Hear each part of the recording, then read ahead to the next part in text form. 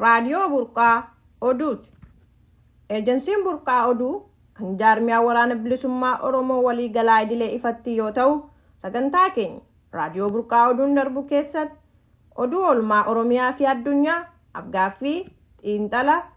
oolmaa dirree fi sochii waraana bilisummaa Oromoo fi haala qabsoo bilisummaa Oromoo, kaayyoo fi akeeka qabsoo bilisummaa Oromoo hidhannoon geggeeffamu lammiilee Oromiyaa fi addunyaaf hubannoo guutuu ni akeeka. Raadiyoon Burqaa Oduu torbanitti guyyaa 3 kan darbu yoo ta'u, guyyoota qibxataa, kamisaa fi dilbata akka sa'a Finfinnee yookaan Oromiyaatti, akkasumas gaanfa Afrikaatti waaree booda sa'aatii 12 irratti, akkasumas sa'aatii 18 tamsaasa kallattii waan isin biraan geenyuuf ilmaan Oromoo addunyaa maraa keessa jirtan akka nu hordoftan kabajaan isin beeksisna. Kana malees tamsaasa kallattii keenyaan alatti karaa marsaalee hawaasaa Feesbuukii, Yuutuubii,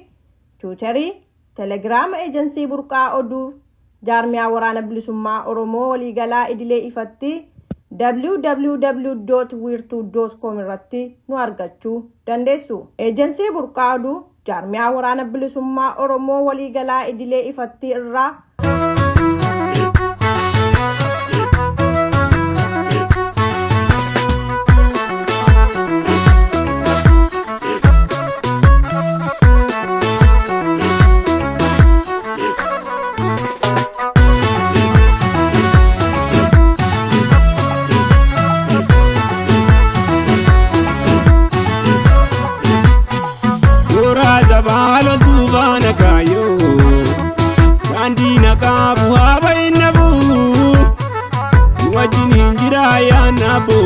Agamadu dalonni sigabu siwati injira ya nabo agamadu dalonni singabu jerzan jabulal dame kakalada zaminu malengabu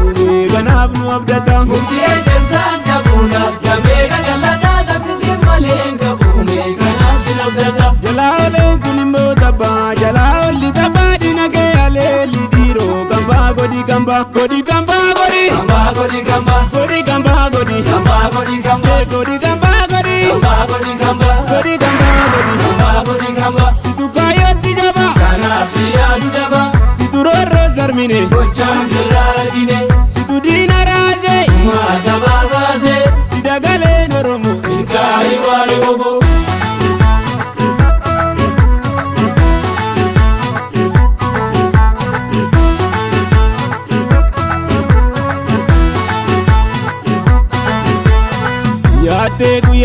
yaate bagomi dirufte guyani kabron fata zululli nyaate olkaate mulate dugani jabe fadera idanoko jabane ndandau garu obdu bande binjalako iya wala bama jaru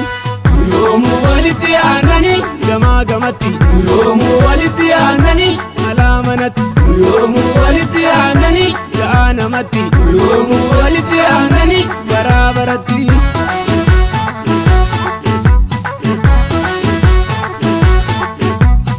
ajele tole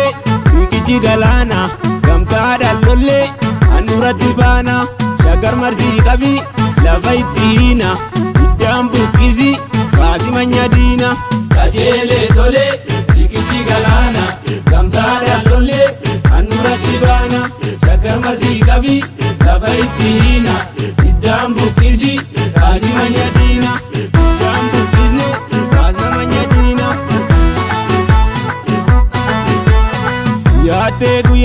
yaate bagomi dirufte guyani kabron fata zululli nyaate olkaate mulate dugani jabe fadera idanoko jabane ndandau garu obdu bande binjalako iya wala bama jaru jerzan jabulal dame kakalada zaminu malengabu ganabnu abdata jerzan jabulal dame kakalada zaminu malengabu ganabnu abdata jalalo kunimo taba jalali taba dinage aleli diro gamba godi gamba godi gamba godi gamba godi gamba godi gamba godi gamba godi gamba godi gamba godi gamba godi gamba godi gamba godi gamba godi gamba situ kayoti jaba kanafsi adaba situ roro zarmine gochan sirraagine situ diina raase maa sababaase sidagaleen oromoo milkaa'ii waa'ee obbo yoomuu walitti aananii jamaa gamatti yoomuu walitti aananii alaa manatti yoomuu walitti aananii sa'a namatti yoomuu walitti aananii baraa baratti yoomuu walitti aananii yoomuu walitti aananii.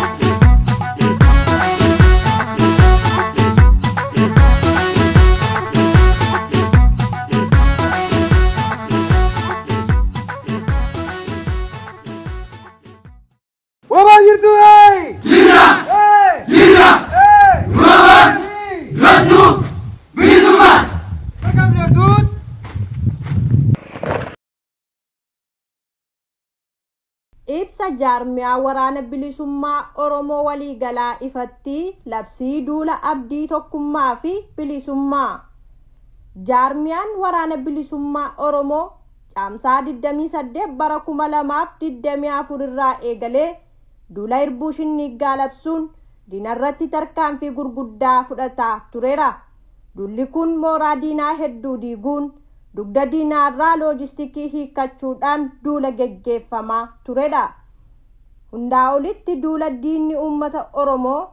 PP'n uummata Oromoo irratti labsite fashaleessuun duula uummata Oromoof injifannoo guddaa galmeessee mooraa diinaa hamilee cabsee ture. Duulli kun moggaasuma maqaarraa duula irbuu tiksuu waan tureef qabsaa'onni hundi irbuu jaalanii tiksuun wareegama qaalii kaffalaa duula kana milkeessaniiru. Duulli kunis hagayya 4 bara 2024 injifannoon goolabamee jira. Guyyaa har'aa hagayya 5 bara 2024 irraa eegaluun jaarmiyaan waraana bilisummaa Oromoo duula abdii tokkummaaf bilisummaa labsuu isaa uummata Oromoo hundaaf ifoomsee jira. Duulli kun itti fufiinsa milkaa'ina duula irbuu shinnigaa yommuu ta'u, akeekni duula kanaas uummanni Oromoo tokkummaa mooraa qabsoo Oromoo yeroo kamuu ol jabeeffachaa qabsoo bilisummaa Oromoof taasisudha. Duula kana milkeessuuf jaarmiyaan waraana bilisummaa Oromoo waliigalaa ifatti keessoo isaa jabeeffachaa wareegama baasuun kan milkeessu yoo ta'u, ummatni Oromoo alaaf keessaa duula kana karaa hundaan tumsuun milkaa'ina duula kanaaf ga'ee keessan akka gumaachitan waamicha dabarsina. Jaarmiyaa waraana bilisummaa Oromoo waliigalaa hagayya 5 bara 2024 Oromiyaa injifannoo uummata Oromoof.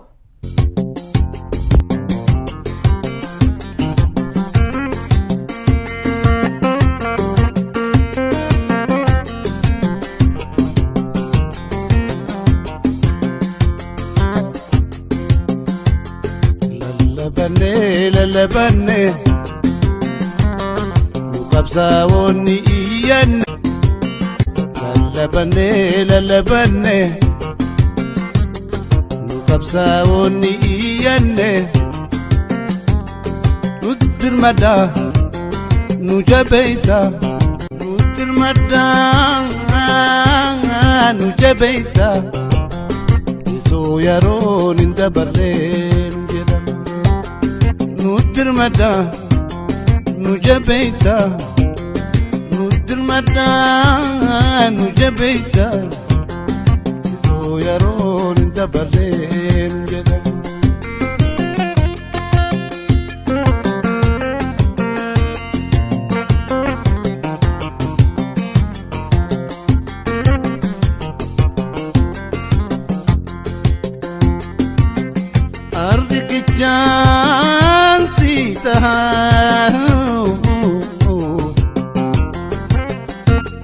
Sira umrin kian turu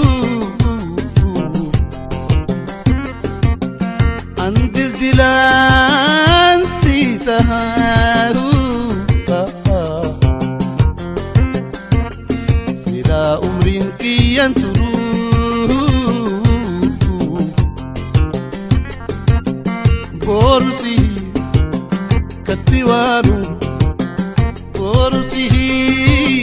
katiwaru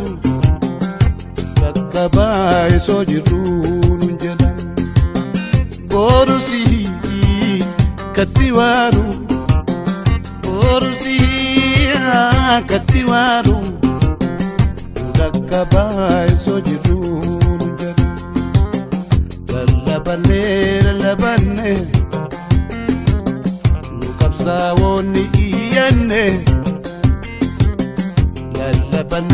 lalabanne oromotatti iyanne nutirmada nujabeisa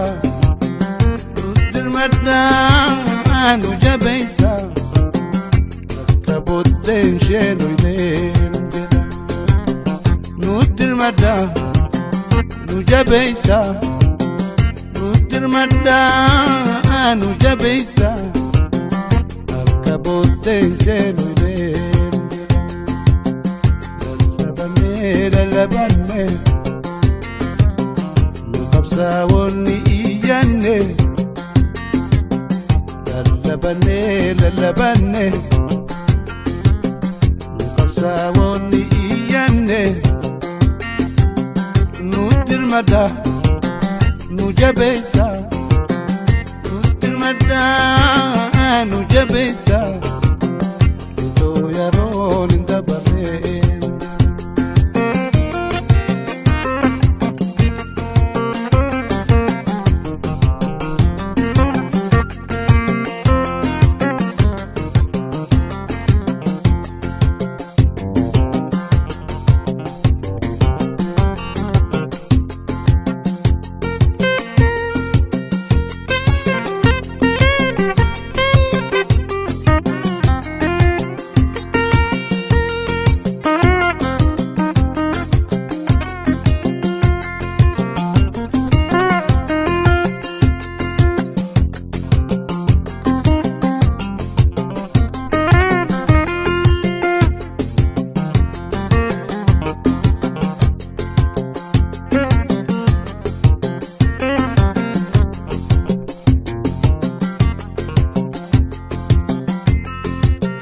kamilli murame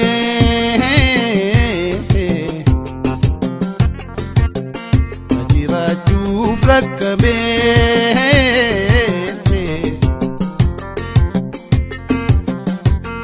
kai solalu ijjame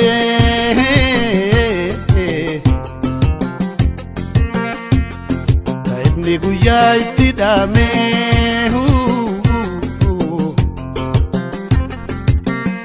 kalalise roba galmo kalalise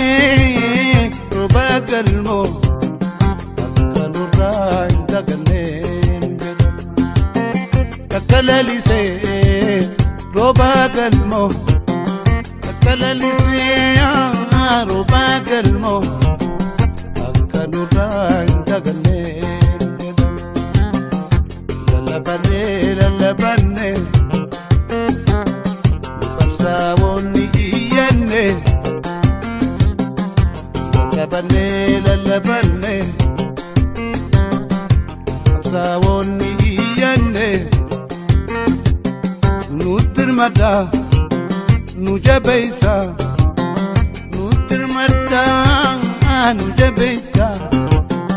ito yaron dabare nutirmada nujabeisa nutirmada nujabeisa ito yaron dabare